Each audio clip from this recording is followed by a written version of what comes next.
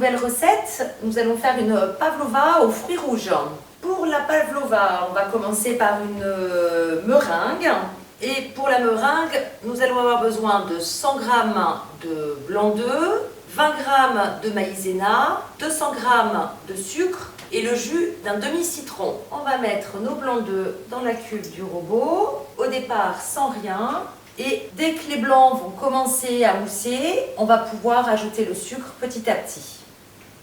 Voilà, donc là les blancs commencent à mousser, on va pouvoir petit à petit ajouter notre sucre.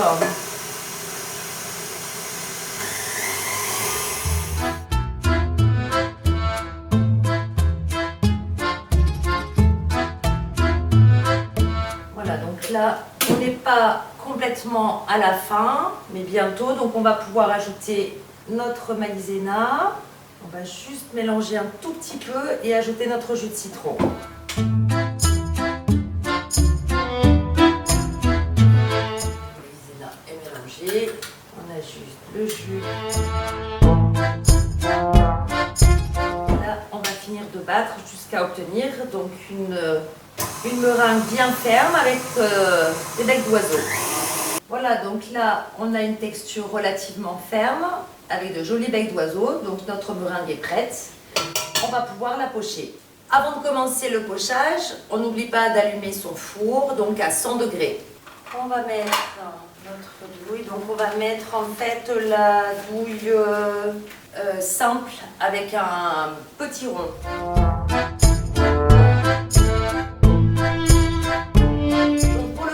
On va commencer simplement par les extérieurs. Donc là, on va faire des gros points.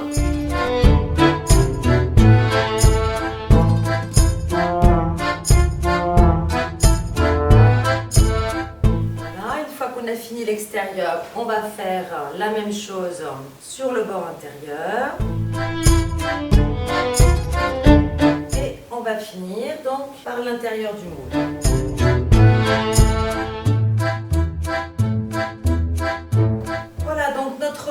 Moule est entièrement recouvert de meringue. Il m'en reste un tout petit peu, on va pouvoir en faire quelques toutes petites pour mettre après sur la décoration. Et voilà, il ne reste plus qu'à enfourner donc à 100 degrés pendant 1h30 à 1h45 à peu près pour que la meringue soit vraiment bien desséchée. Alors ça, c'est quelque chose que vous pouvez faire évidemment la veille par exemple. Donc, pendant que notre meringue est en train de cuire, on va préparer déjà notre gélifié. Donc pour le gélifié, il vous faut normalement 250 g de purée de fruits, 60 g de sucre et 5 g de pectine. Alors moi j'ai un petit peu triché parce que j'avais du coulis de fruits que j'avais déjà fait et qui était au congélateur. Donc au lieu de mettre de la purée de fruits et du sucre, j'ai directement mis mon coulis dans la casserole. Alors, de préférence de la framboise, pour que ça amène un petit peu d'acidité par rapport à la meringue. Mais si vous avez du coulis de fraise, c'est très bien aussi. Donc, on va simplement faire chauffer notre purée de fruits. Et dès que ce sera chaud, on va ajouter notre pectine et faire cuire tout en remuant pendant 1 à 2 minutes. Voilà donc. Notre purée de fruits a chauffé avec notre pectine. On va laisser refroidir tranquillement le temps que la meringue de notre pavlova continue donc de cuire. Si vraiment vous avez oublié de faire le gélifié, ce que vous pouvez faire pour le faire refroidir plus rapidement, c'est mettre votre cul de poule dans un récipient d'eau glacée. Vous pouvez même ajouter des glaçons autour. Et ça vous fera prendre votre gélifiant beaucoup plus rapidement. La meringue pour notre pavlova est donc cuite. On a ici notre gélifié de fruits rouges.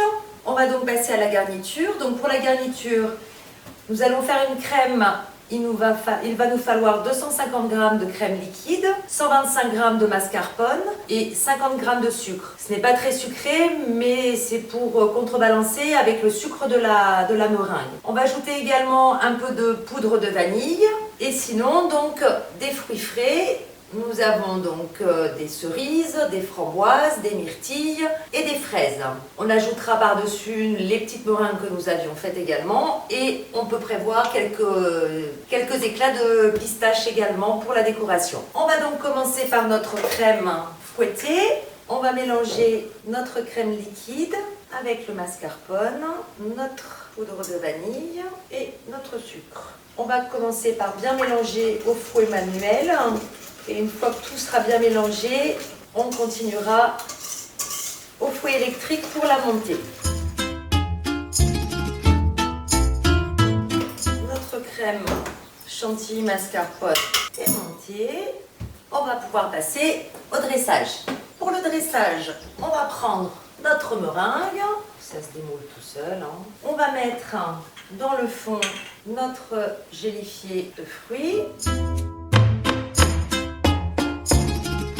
Par-dessus notre gélifié, on va donc mettre notre crème fouettée. Donc là, je prends la même douille que celle que j'avais prise tout à l'heure pour la meringue. Et là, on va donc pocher tout l'intérieur de notre meringue. Alors, c'est pas grave si notre pochage n'est pas parfait parce que de toute façon, il va se trouver recouvert avec nos fruits.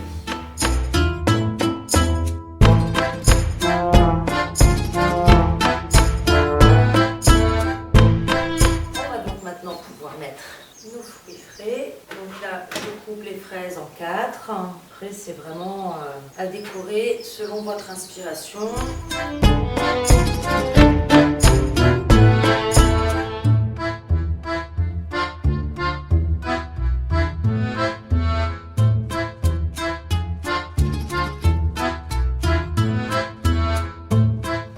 Pour la pavlova, j'ai oublié de vous préciser. La meringue, aucun souci, vous pouvez la faire donc en avance.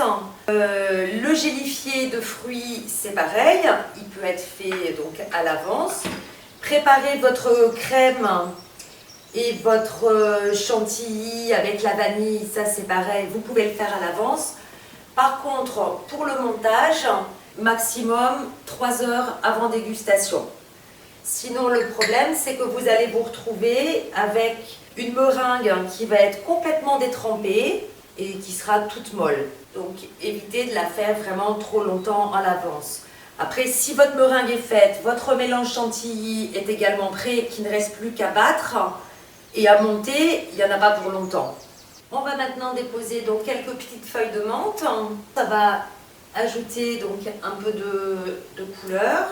Apporter un petit peu de couleur. Nos petites meringues, on n'est pas obligé de tout mettre non plus, c'est juste pour faire un petit rappel. Et pour terminer, on peut ajouter quelques éclats de pistache torréfiés. Et voici terminé donc notre pavlova aux fruits rouges.